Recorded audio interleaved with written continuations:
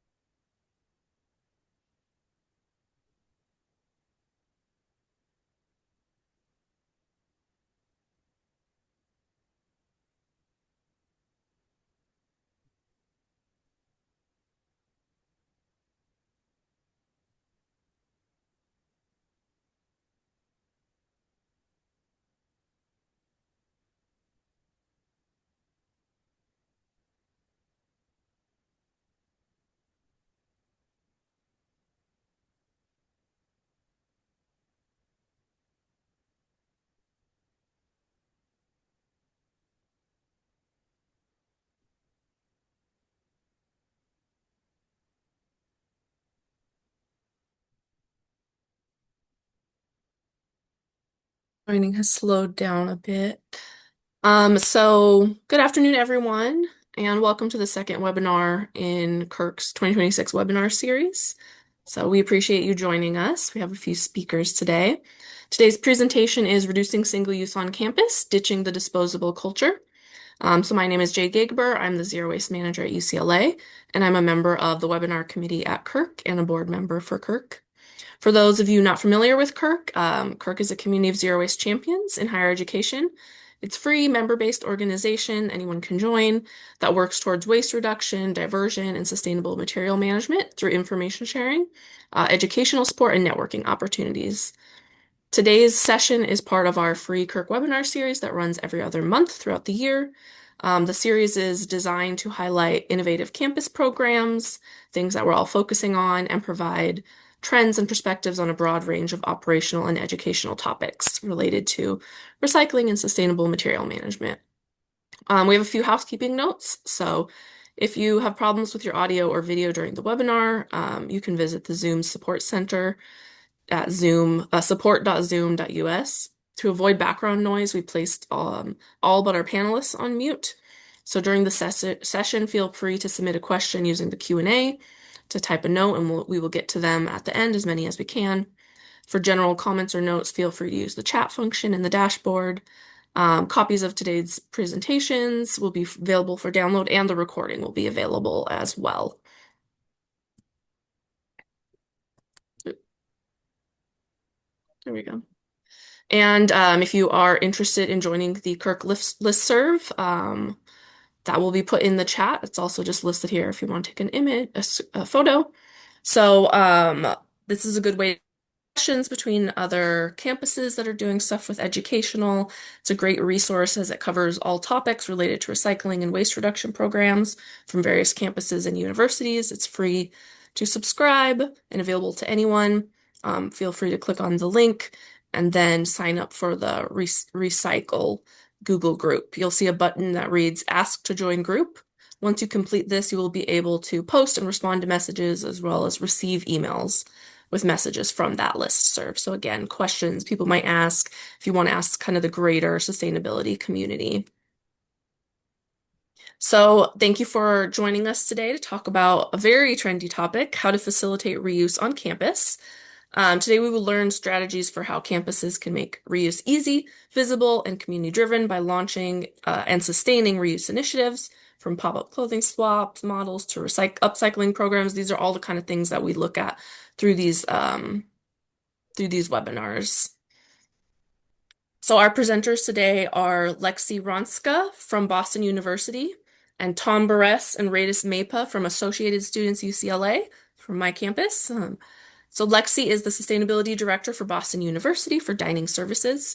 She leads BU dining sustainability initiatives, including local, sustainable, and diverse sourcing, waste reduction and diversion, low-impact menu programming, and more across residential dining halls, retail locations, and campus catering. Lexi is the architect of BU's Choose to Reuse program, a first-of-its-kind award-winning reusable to-go container program for retail dining, which has since been replicated by other collegiate dining programs. Lexi has an MA in Agriculture, Food, and Environment and an MS in Urban and Environmental Policy and Planning, both from Tufts University, and a bachelor's degree from Dickinson College. Tom is the Food Service Director at ASUCLA.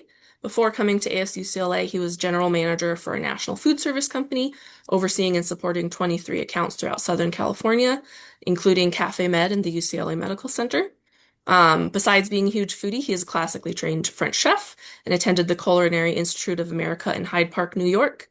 He was executive chef at Atlas and chef de cuisine at the Rainbow Room in New York City, when both venues attained 3 stars.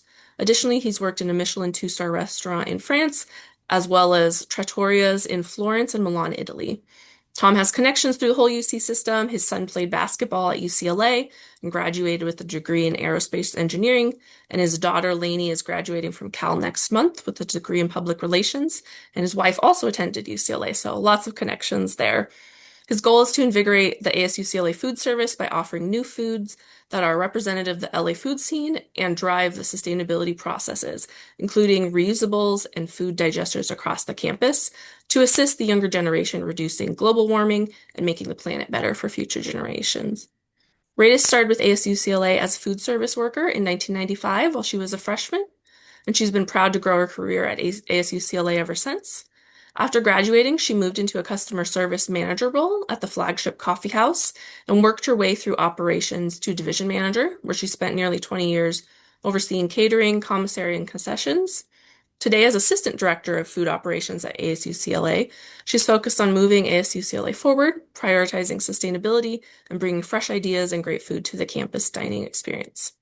Our presenters are ready and excited to share their knowledge with you. So as a reminder, if you have a question, please feel free to put it in the Q&A portion. And then I'm going to stop screen sharing and let Lexi take over. So our first presenter will be Lexi from Boston University to share her insights.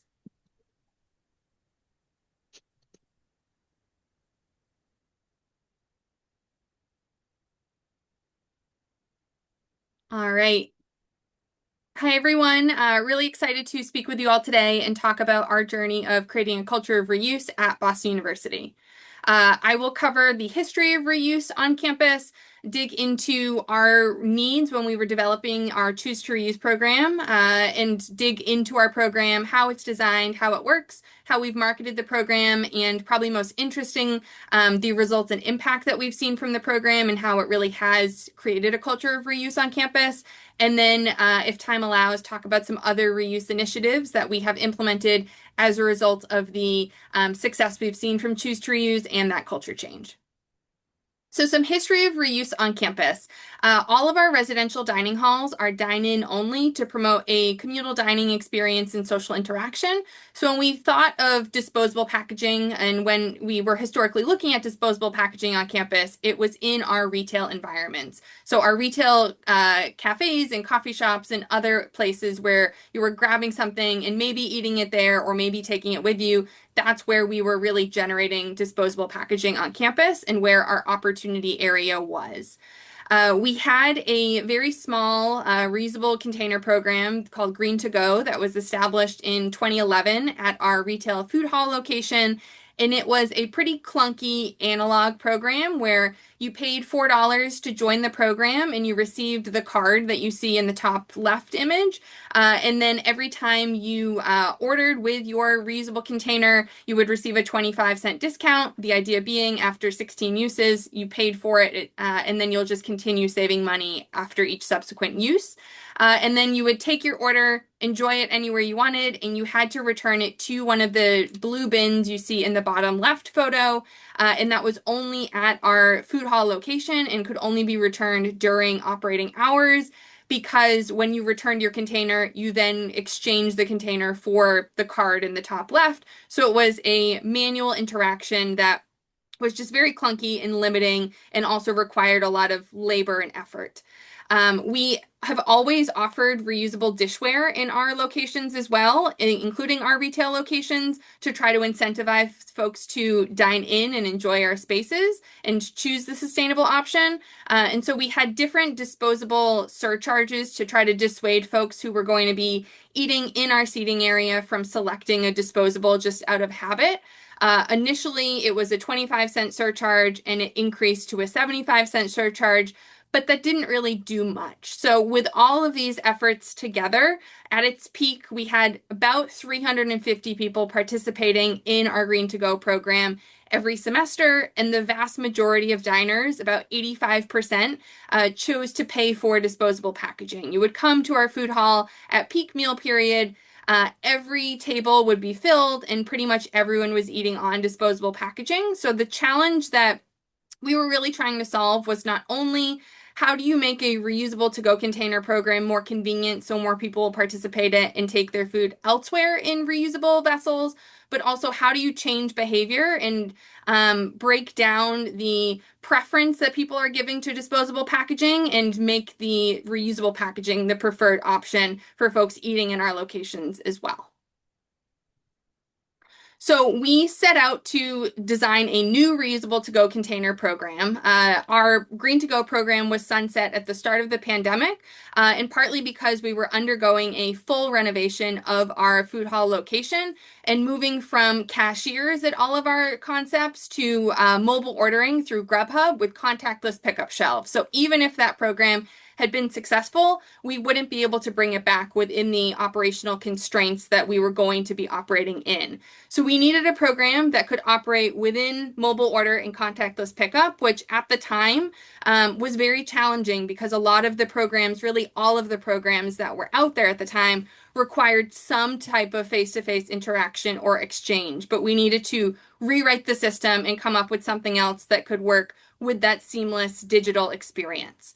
We also needed tracking technology. We sought out to have high-level data for tracking and reporting to understand how many containers were being checked out and to whom, what percentage of containers were being returned and who was returning them versus who wasn't, understanding impact stats on reuse, what did all of the reuses equate to in terms of GHG emissions and pounds or tons of waste avoided and water saved and all of those different environmental stats, as well as understanding inventory management, especially as we added additional locations to the program, understanding where are containers being returned versus where are they needing to be checked out at, and how we can move those containers around.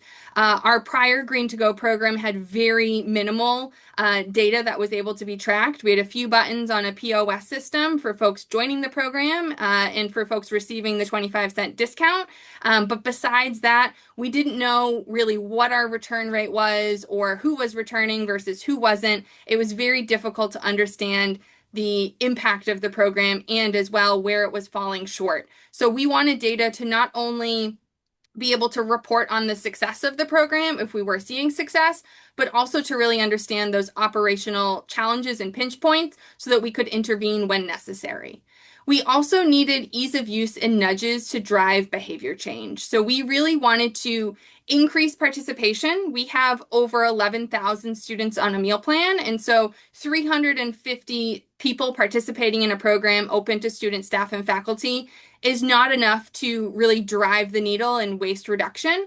And we really sought out to use a new reusable program to support the university's zero waste plan and significantly reduce packaging waste on campus. So we needed to figure out ways to increase participation through different types of effective nudges, as well as positive guest experience, and rethink our surcharges and what price points might actually make people think twice about their behaviors. So our Choose to Reuse program is developed in partnership with Topanga.io. They are a container agnostic reusable container company. They now offer some other aspects of waste reduction technologies as well, but we use their Reuse Pass platform for Choose to Reuse, and it is seamlessly integrated with Grubhub as well, so it exists within that contactless mobile experience. It was really important to us when we were launching this program that we not limit how many containers someone can have checked out at a time. Since we are operating in a retail space, we knew that someone may get a soup and a salad for lunch. That's 2 containers already. So if we were limiting it to 1 container, they wouldn't be able to have a full meal. Or if we were limiting it to 2 containers, they'd have to return those before grabbing their afternoon coffee in a reusable vessel as well. And we wanted to eliminate all of those different pinch points that could prevent someone from participating just out of fear of challenges that may interrupt their experience, or actual challenges they may face that may diminish their experience and may turn them off from the program. We also removed any upfront costs from joining the program from an equity perspective, as well as the perspective of really leading with sustainability and making it the norm. We didn't want to charge anything upfront for a sustainable option. So there is no price to join the program. However, we do charge for unreturned containers. We charge $8 per container, but that charge is only applied if the container is not returned within the rental window. So if someone is participating in the program according to the program parameters, they will never face an additional cost. Additional to the Choose to Reuse reusable to-go containers, students, staff, and faculty also have a reusable dine-in option at most locations, and this option is also open to guests of the campus. We wanted to ensure that folks visiting the campus, whether they be an alum, someone visiting that maybe they want to attend Boston University, or someone coming off of the street, didn't have to automatically pay that surcharge because they weren't able to sign up for the Choose to Reuse program, which does require a university email. So instead, those outside visitors and guests are more than welcome to enjoy their food on reusable dishes in our space without having any added cost as well. And then probably most significantly to the impact of the program and how it has changed behavior, we increased our disposable surcharge substantially to $2.50 for food containers. And then at our participating coffee shop, it's $1 for coffee cups. And this was a price point that we developed so that it really would make people think twice about if they really needed that disposable packaging, or if they had previously just been requesting it because it was a habit that they had developed from dining off campus or just being used to receiving a burrito in a compostable container or something like that. So how the process works, I mentioned it's integrated with our mobile order platform. So the top screenshots show that series of flow. So a guest will select the location that they're ordering from, select their menu item, and select how they want their food prepared. We don't have any default to how food is packaged. We rank them in order of sustainability. So the reusable options are listed first, and the disposable with the surcharge is listed last. But there is no default. And the reason being, we really wanted to create a culture of reuse and not just locations where reuse was paramount. And so creating a habit and building a habit amongst students and other members of the campus community that they were actively selecting reuse on a regular basis so that hopefully they would start thinking twice about reusables versus disposables beyond just our campus locations. I wanted to make sure that we weren't just creating an environment where someone was accustomed to eating on reusable dishware in our locations, but they weren't necessarily translating that to other spaces as well. So people place their order, they then pick it up on one of our contactless pickup shelves. I always really like these photos of the contactless shelf because even a day before the program was launched, you would have seen nearly all disposable containers on this shelf versus now there's only one in this photo. You enjoy your food anywhere you'd like, and then all the person has to do is return it to one of our clearly marked return bins at participating locations. I think the marketing of how we launched the program was one of the reasons that the implementation was so effective. So we launched our program on February 1st, 2023, but didn't start marketing it until students returned to campus, but used that 2 to 2.5 weeks when students were returning for the spring semester to promote this program widely. And we used the traditional things like emails and social media and digital signage and tabling. But a few other effective things that we did was on every disposable order and on every table in our food hall, we put stickers that mentioned that starting February 1st, disposable containers were going to cost $2.50. This Choose to Reuse program would allow you to reduce waste and save money, and had a QR code to the program webpage so you could learn more about how to sign up and what the program was going to look like. We also had pop-ups in Grubhub for all of our locations on campus, highlighting the locations that would be participating, when the program was starting, and what that would mean, so that we were meeting people where they were and not requiring them to open an email or follow us on socials to get the information, but making sure that we were confronting people and being completely transparent and leading with the cost information because that's what we thought people may have the most questions or hesitation about. And then as the program has gone on, marketing and engagement has continued to be really important to telling the story and the impact of the program and making sure people continue to be engaged in it. So we are sure to celebrate different milestones and hold different giveaways for large prizes corresponding to these milestones. The first milestone we hit was in the first semester when we had sent out the number of reusable containers as seats in Fenway Park, which is nearly adjacent to campus. And that allowed students to have a visual to understand the scale of impact. The next semester, we hit 100,000 reuses, and so we compared stacking containers on top of each other to the height of the Prudential Center, which is one of the tallest buildings in Boston, and viewable from almost all parts of campus, and had giveaways with that as well. We also made sure with the 100,000 milestone mark to really celebrate our staff, particularly our utility folks and our dishwashers who were really bearing the brunt of the work to support this program by moving containers around and washing them, and really making sure that everyone on our team felt a part of this accomplishment. We've continued to hold different campaigns and promotions and communicated this through Grubhub notifications and pop-ups and social media and email newsletters and signage at return bins. We have a chalkboard sign at one of our return bins that is updated daily with how many containers have been sent out since the start of the program so people can see in fairly real time what the impact is.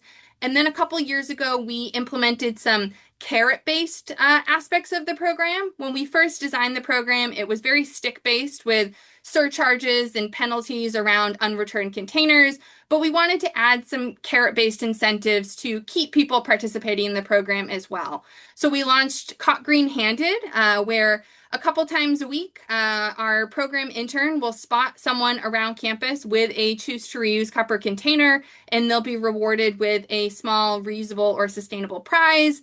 And we'll also get a short testimonial of who they are, why they participate in the program, and use that to sort of share the faces and names behind Choose to Reuse.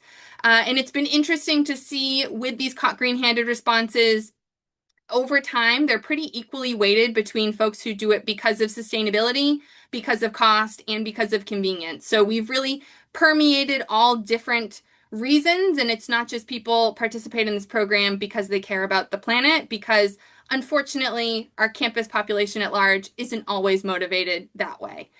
We've also launched a loyalty program with monthly discounts for folks who place a certain number of orders. They'll receive a promo code for a future order. And then we do ongoing tabling with trivia about the impact of the program and survey students about their experience as well. But what are the results of the program? Since the program was started, we have had over 26,000 people place orders, which is just a little bit more than the original 350 people a semester.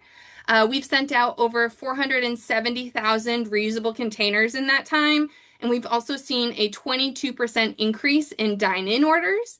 Now about 90% of all orders at participating locations are in reusables, whether it be a plate or a bowl for dine-in or a reusable to-go container. We've seen an 83% decrease in the use of disposable packaging. We have a 96% return rate for our containers. And we've also seen students' behavior change. So I mentioned the survey that we administer. 2/3 of students surveyed said that they now request a reusable option when dining off campus as a result of the Choose to Reuse program. So if they're at a cafe or a coffee shop that has maybe a default disposable option and also reusables, they'll go out of their way and request the reusable option because they've developed that habit and become more aware of the importance of reuse and that it can just be a part of their lifestyle. And most surprising to us, we've seen a very substantial positive financial impact as well. When we were getting ready to implement this program, we thought it would be at least cost neutral. We thought maybe there could be some meager savings from paper cost reduction. In the 3+ years that we've had the program in place, we've seen over $500,000 in program margin, and that includes paper savings, revenue from the disposable surcharge and unreturned containers, as well as the program costs. So this has been huge to allow us to reinvest in the program and expand it and add RFID tracking for returning containers, buying new containers as they're needed, adding new locations, as well as just supporting other operational costs that we have. And then just quickly, a few other reuse initiatives that we have implemented, really in support of the culture change from Choose to Reuse. We have in one of our cafes a mug spot with some kitschy mugs that if you forgot your own and this location doesn't currently have Choose to Reuse, you're more than welcome to borrow one of our reusable mugs and you can still get our bring your own mug discount. This cafe is in our business school, and so it's also common for a professor to come and get coffee and take it up to their office and then just return the mug when they are headed out for the day. So it allows some flexibility there, and we have a very high return rate of the mugs as well, which is great. At our Starbucks locations on campus, we implemented a bring your own mug punch card where if you have 8 bring your own beverages, you'll get your 9th for free. And so this has been a great way to engage more folks in bring your own. When we saw the transition to mobile ordering, we saw a drop off in people who were selecting the bring your own option just because of lack of convenience. So this was a way for us to continue to offer within Grubhub folks asking for a bring your own option and creating that operational flow for our teams in a way to make up for the fact that in the Grubhub system, we couldn't offer a discount for that, but we could create a punch card so that you would still save. You would save more than you would with just a per cup discount. And then sort of modeled similarly to Choose to Reuse, we have started looking at catering and how we offer different types of catering packages and trying to sway more people towards reusable options. So in our Center for Computing and Data Sciences, which is aspirationally zero waste, we've implemented a four-tier catering packaging offering. The first being that we'll provide food and beverages only, and this is designed for small office events. Maybe there's a lunch meeting or something like that with the department. All of the departments in that building have kitchenettes, so they might have their own reusable dishware there. The kitchenettes all have dishwashers, so if a department were to select that, we'll actually provide a per person discount since we're not having to provide any disposables, and they'll be saving money and reducing waste at the same time. We've also implemented a melamine dishware option, which is the same type of dishware that folks would eat at in our dining halls or retail spaces, which is a lower cost reusable option. And then we've priced our compostable disposables, which are typically the standard, actually higher than our melamine option to try to dissuade folks from selecting that. And then we continue to offer our china priced just as it is across campus, accounting for all of the staffing that's required with that. And so we've seen some good utilization of that, and we're continuing to expand upon that program with the goal of hopefully ultimately having it across campus with these different types of packaging. So that is a little bit about what we've done here at BU and how we've gotten more people around reuse. And thank you, and I'm happy to answer any questions either now or at the end, whenever it makes sense.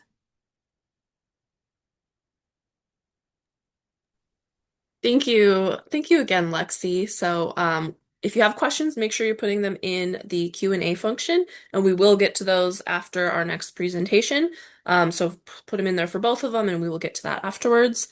So next, I'm going to introduce Tom and Radis from Associated Students UCLA, and go ahead and share your screen. Take it away.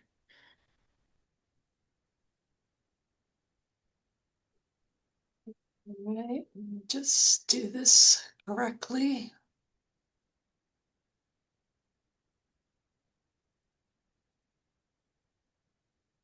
All right. Well, Okay. we have to say, Lexi, that was very impressive. I took lots of notes on what you did Radis too, so I know we're both like So you've got our absolutely minds so blown away. Like as we are just getting our pilots off the ground. You know, we started in January. We ended up getting a grant from the University of California Office of the President that helped us start a pilot here in the greenhouse, which is our big salad bar in the middle of Ackerman Union. Also does a hot bar as well. So we took the leap. It was really, as most of you that are on this call know, it's very hard to get this kind of thing going. So the grant was really the catalyst to get us going. It was $10,000. It really gave us enough money to get it started. So we tried it out for the summer here. We started it in June. And once we got it going, we realized we needed, with summer session, it's pretty slow here. So we decided, we talked to this company called Reusables, and we decided to extend the pilot through December. And then we saw some great results and knew that it was what we wanted to do. So we run 5 divisions here on the campus. So we're spread out all over. We have we feed a lot of people every day, and it's all over the campus at UCLA. We do not do the housing and dining feeding, which is in the dorms. So we don't handle that. Go ahead, Ray, you can speak. So we started in the greenhouse, and then we'll just show just the process of how we started. Just to kind of go in, at UCLA, it's really hard to get, and as Lexi would know, it's hard for people for habits to change. And one of the things that we really like about reusables is the tech that they provided, because basically, starting in the greenhouse, they got a bowl and they had QR codes. They put their food, and then it gets checked out using the scanner that they can just put their credit card, and it would have their credit card on hold. But as soon as they return it in smart bins all around, it's as if, nothing happens. They don't get charged, and they have 30 days to actually return it. So that's something that just really worked well with reusables with their tech. I'm going to go ahead and play, and thank you, Jade, because we love this video that you had done for us. Oops, that's not it. Sorry. First, you'll scan the QR code, set up your payment method, and you'll get a reuser ID. Select your bowl and fill it up. At checkout, you'll scan the QR code of the bowl and the QR code of your reuser ID.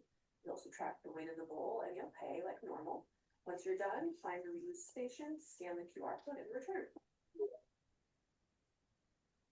So with that, again, it started in the greenhouse in June of 2025. And that was pretty much the summer, and sales were slow. And when the fall started, we had activations to really get people going at the greenhouse. What we realized was we needed to just engage people and have them understand what the program is, because for a while they actually thought these reusable smart bins were like little ATM machines. And so that's something we have learned, and we made sure that we engaged every single customer. So basically, what we started in January of 2026 was to expand it in Ackerman Union to also include our Sambazon. I know part of their mission is they're definitely high on sustainability. And then that same week, we expanded to other parts of the campus. And since then, basically up until December, we probably had less than 5,000 reuses. And then basically we've doubled in just a few months. And so with expanding to the northern parts of campus, we also expanded to our southern part of campus in the Cafe Synapse. And so far we have our stats right here. Our return rate is actually pretty amazing with 98%. So the people that are reusing, they return them. We don't have a lot of lost containers. They pretty much just return them the same day or the following day. And then with that, because we have also expanded to other parts of the campus, people have now been returning containers to the northern part because there are bins there. So that's actually something that has helped in increasing our reuses, and our people are more engaged. And then also as far as the ones that do reuse, they use them every day. But it's, as Tom knows, and I'll let you guys know, it's a little bit of a slow process, as Lexi indicated. Pre-pandemic, the 350 per semester is just not, it's not what we were hoping for, but we do have ideas to just expand that. Well, and we also have infrastructure issues at a couple of our other locations where we're looking to put in dish machines to expand it across all our locations. So we're working on that currently. We received another UCOP grant to help push the program even farther, and also from Coca-Cola, we've got a grant. So we're pushing to have so people can use the reusables across the whole campus. So we're a little segmented right now, and we haven't charged anyone for containers yet, like Lexi does. And but we were listening intently when she was mentioning that, because we are going that route too, but it won't start until summer session here. It's just for us, it's really hard to, without the full campus covered with reusables, to charge in certain areas and not be able to, and not charge in other areas. So once we have the whole campus covered, we will be going the same route. And we looked at the finances as well, and I saw her $500,000, and we've been talking about that as well, that it could actually help us with some capital. Go ahead, Ray. Sorry. Yeah, no, I am very optimistic with Lexi's presentation. To be honest, I'm really excited to see that it has expanded. A couple of weeks ago, we also so Reusable's the company that we're using. They are based up in Canada, and they have had a lot of other universities using this. And I know somebody from the reps from University of Guelph came down, and we gave them the tour of our facilities, and was also really happy with the change. They went to charge for compostable containers. That's actually been really helpful. So we are optimistic to grow this, but more than anything, uh, besides just obviously, not having this does cost a lot and saving, I think our main goal is to really just change people's habits. And I say this all the time, it took a while for students to have water bottles with them, and 5 years ago you wouldn't see that, but now every single student on their backpack has a reusable water bottle, and we have water stations everywhere, and we're hoping that that is something that they will eventually convert to, and we're optimistic just with us and Boston and all other colleges just moving towards that. So we're excited. But yeah, no, I mean we could, again, if you guys have any questions, but it's we're a little bit on the early portion of this reusables program, but we're getting there. So, and then I will stop sharing.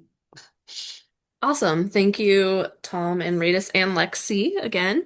So we can go ahead and get to some questions. We have quite a few in the chat. Um, Let me look at that. I see a few in the chats as well. Okay, I'm just gonna kind of go through them. Um, this one is for Lexi. How many types of containers did you roll out in collaboration with Topanga? Yeah, that's a great question. We started with three different containers. We started with a three compartment 9x9, a 6x9, and a soup bowl. We then expanded to six different food containers and one coffee cup. We are now trying to pull it back a little bit because I think we got a little excited with all of the different container options, but it's just more logistically challenging for managing inventory and keeping track of all the different containers. But since we are in a retail space, it was important that we have different shapes and sizes so that portion size and presentation looked correct. We didn't want either someone to have a container where the portion seemed too small, even if it was appropriate, or it just didn't look correct. So we tried to mimic as much as possible the type of disposable packaging that they would have been accustomed to. Thank you. And another one for you was, how do you calculate the cost and margin of the program? Yeah, we have a very robust Power BI dashboard. So we track all of the costs associated with the program, from the fees associated with Topanga to the costs of containers to marketing assets and all of that. And then we also track the amount of money that we're generating from the disposable surcharge and the unreturned containers. And then we also track the reduction in paper savings in comparison to what it was the semester prior to the program, so as a comparison. And Tom and Radis, do you have any answers on that as well? How do you calculate the costs and the margin of the program that you're aiming for it to be like cost neutral? Well, we're also taking in, we're trying to figure out to get to cost neutral, but it also is our hauling cost for waste hauling that we're mixing into the equation. I'm sure Lexi, they probably do the same kind of thing. Our compostable waste hauling here has doubled in the last couple of years. So we're trying to get a whole grasp of that right now. We're not quite there yet. And also, I think part of it is our goal right now is to just really increase usage, which right now it's not high, but we're working on that. But I think from what I heard from Lexi and also our reps from Guelph, a lot of it has to do with marketing. So we're actually pretty excited about making sure that that word is out, especially with a new crop of freshmen coming in this summer. Yeah, thank you. It's kind of good to see a couple years in program versus a pretty new program comparison. For Lexi, have the savings increased or decreased as the program continues? Like, have you kept getting savings or have they kind of reduced? Yeah, we've continued to get savings. We've had a reduction in volume at retail locations because of some restructuring of meal plans. And so I would say the savings haven't grown at the same rate, but it's because of the reduction in overall sales that we're seeing, not because of any other aspect of the program. Okay, thank you. And then for both groups, can you guys share more about the communication efforts to engage and educate the campuses? How have university-wide communication platforms been leveraged to reach the campus audience? Yeah, I'm happy to go first. When we were getting ready to launch the program, we partnered with the BU Today, which is like the daily newsletter for an article. The student paper also picked it up. So those were two of the key like university-wide communications. And then we have different departments that will reshare things on social and all of that. And then we've just tried to really target our communications to where students and other guests are paying attention to. And Grubhub notifications has genuinely been one of the like go-to things because it's something that we don't have to pay for, we don't have to print anything, and it's directly encountering every single guest. So that's been sort of an unusual thing that we've just utilized heavily, as well as socials and newsletters and things like that. We've done social media with our marketing teams to get the word out that we're doing reusables, especially when we started the pilots and we, without charging, we know we're going to get a lot more participation when we start charging for the containers. But we were also doing activations where we set up tables with the reusable people and with our student teams, and we were giving away, we deal with trademarks and licensing here, so my partner in trademarks and licensing, we were giving away shirts. We did of all kind of UCLA gear. We did chocolate chip cookies, getting people accustomed to using the reusable bowls, and which does work. Incentivizing people to use it. You got to pay for their vote, kind of thing. But it does work. But we did see a lot of laps afterwards, and I think our belief is, and we're seeing it from Lexi's presentation, that the charging for the container is really where we need to head. And we've talked about it. We just can't do it right now. Thank you. And for both of you again, so I guess depends on if this applies. So if the food service provider isn't the university or you guys specifically, so I don't know if that has happened with you, Lexi, or not, how it is set up. How is the relationship structured between the food service provider and the university? And was there pushback in integrating this initiative with their systems? Yeah, that's a great question. So we have a few of our sort of subcontractor vendor partners that participate in the program. We spent the first semester of the program only operating at our either proprietary concepts or locations that we had the franchise to. So Panda Express is one of those outliers that was a part of the initial cohort, but it's operated by BU Dining staff.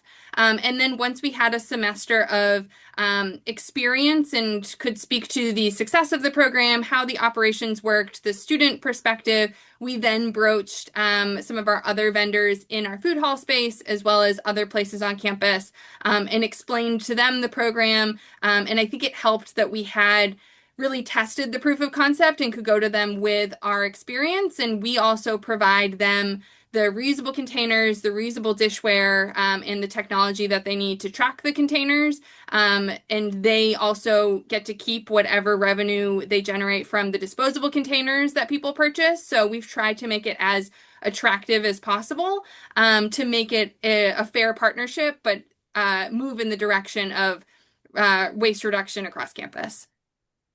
And we have franchises that we run here on campus, but we also bring in a new third party, Qdoba. So we're working that into the contract that they would be part of the reusable. So any new third parties that come on campus will be required to participate in the reusable, and it's a win-win situation for them. So again, they save money. Yeah, it's a good thing for us. Yeah, and with us being early in our program, the main goal right now is to really expand it to our own self-operated, and we are so close to the two big divisions that are once, in the north part of campus next to the law school, and then Court of Sciences, which is the southern part of campus. That's all of the sciences and math majors. So we those are the two big areas that we can really expand and increase our reuses. And then, third parties, we'll get there. Third parties can be hard. So for both campuses, what are some barriers that campuses are still facing with implementing the reuse program?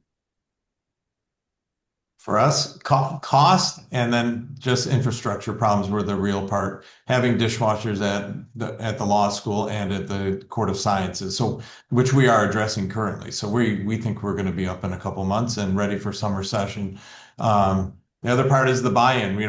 We couldn't charge at the beginning because we don't have it at all locations, and people couldn't take the containers from the places that we serve them in and then walk to the law school and then return the container. So they'd be stuck having that container on them all day.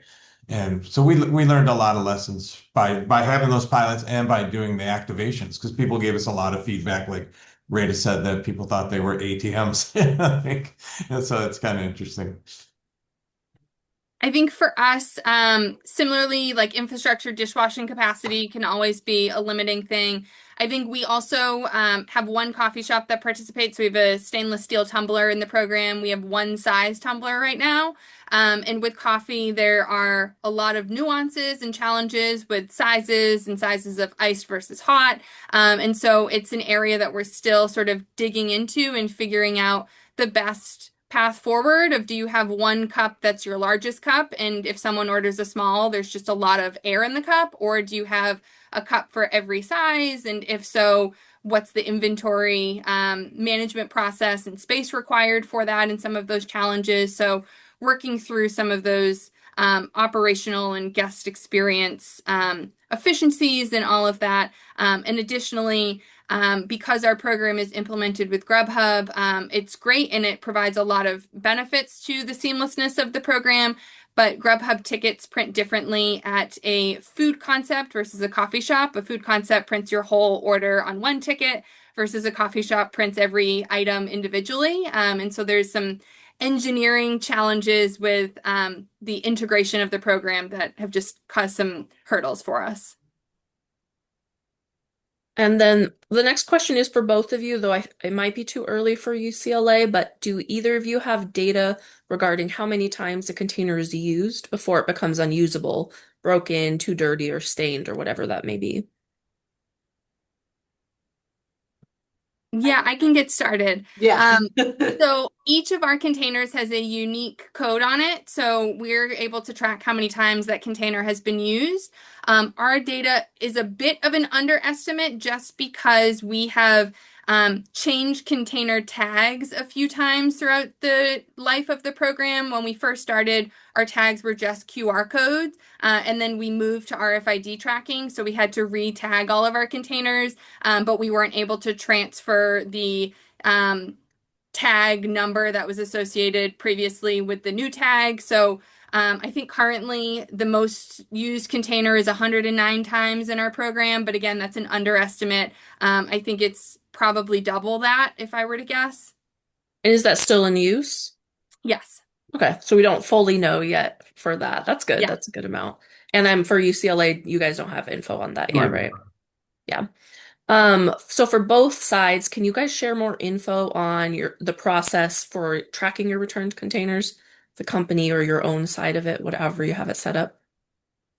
So the reusables, I mean, they just have this dashboard that they gave us access to, and it has all the information that we could possibly need, which, it would even send us a warning of when a smart bin is getting full. So we need to open it up and get all the dirty bowls in there and empty them. And again, which bins have the most returns, and which service area has the most checkout. We're working on trying to get them to kind of have like a competition of who has the most, uses the most reusable bowls. But it's definitely like the company itself has been great in providing us all this. Just the tech they provided and the help, and they're pretty available when something goes wrong. That's just been kind of a big portion of it that has made this program fairly seamless, fairly. And they also have digital screens on all the return bins that keep tabs of how many reuses are going on live up to date. So it's really kind of fun for the customer to walk up and say, "Oh wow, it's 10. I just put my bin in, and there it registers and adds to the total." So it helps market it as well. That's really cool.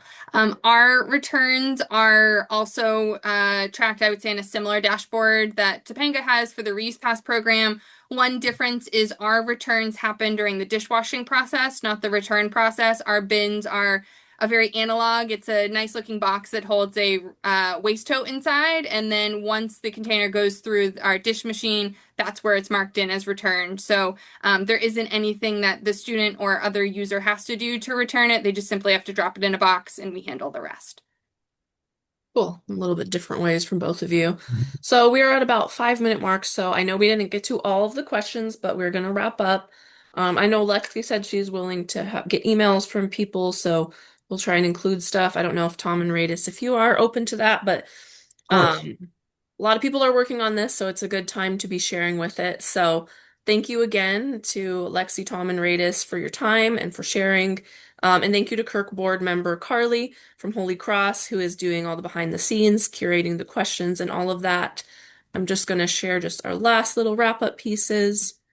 I hope we get to come back next year and tell you how successful it is, so we can Hopefully. and give you all that data that you're at, that we really like from Lexi's presentation, because I got a list of notes. I'm going to steal some of her ideas, and I hope everybody else is as well. Yeah, It'll be good to Jade, see a thank you so comparison. much. Jade, thank you so much for inviting us. This was a Yes. wonderful opportunity. We appreciate it. Of course, I'm Yeah, glad that you thank guys you. and Lexi were able to join. And for everyone else, thank you for attending. As I mentioned, this is the second of the year webinar, and we have some more coming up. We have waste diversion and reduction in athletics, developing effective waste signage, and specialty recycling streams. You could see the dates and times that they're going to be at. You can also submit proposals if you have ideas of things that we should be talking about, or ideas for webinars. So our next one is June 11th. That's the closest one.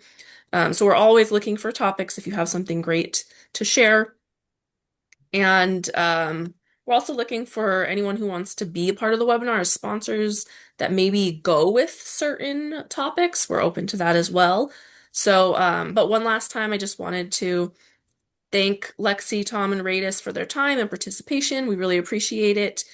And look for the presentation and a recording on our website later on. It will take within the next week or so to get up there. And thank you for everyone for joining, and enjoy the rest of your day.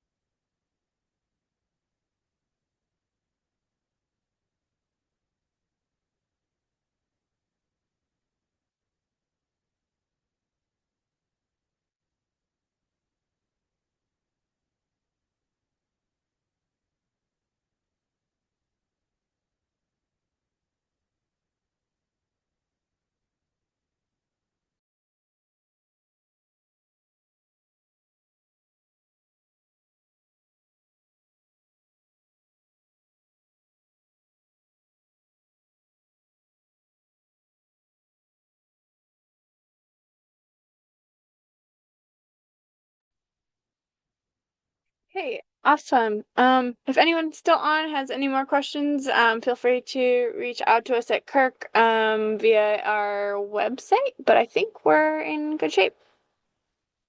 Okay.